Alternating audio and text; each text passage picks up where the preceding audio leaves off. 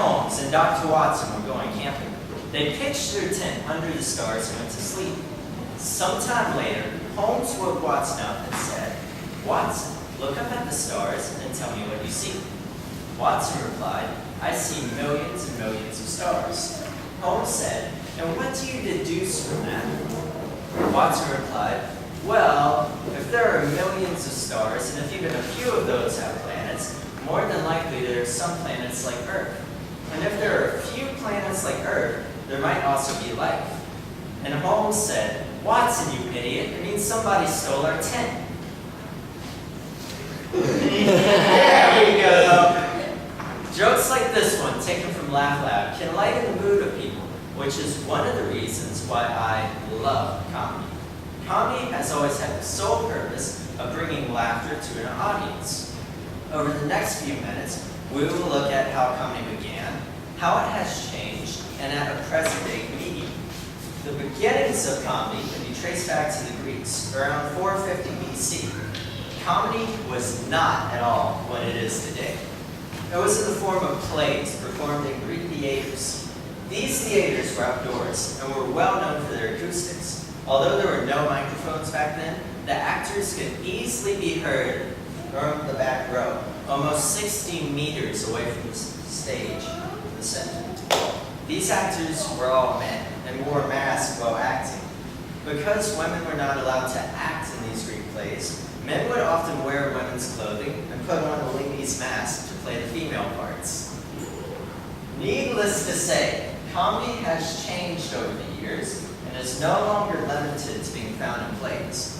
We can find comedy in many movies, musicals, and at live comedy shows.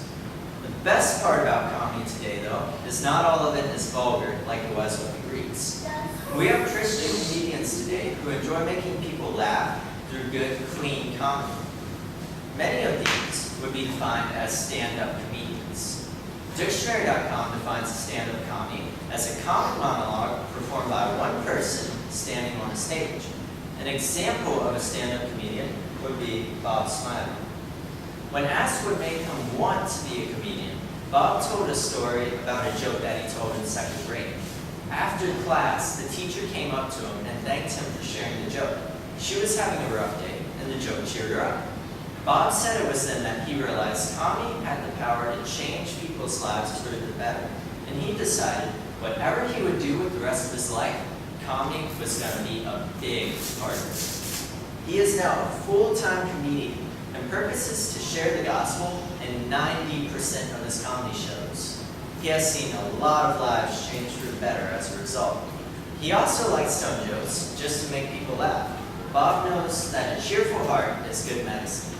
An example of some of his comedy is his baggy pants joke. I love baggy pants because I got a friend who's a police officer and he can catch gang members so much quicker now because they can't run from the cops. Their belt is here. They're like, "Ah, it's the cops, sir, waddle, waddle." Waiting for them to hide in their pants. "Ah, it's the cops." Whoosh.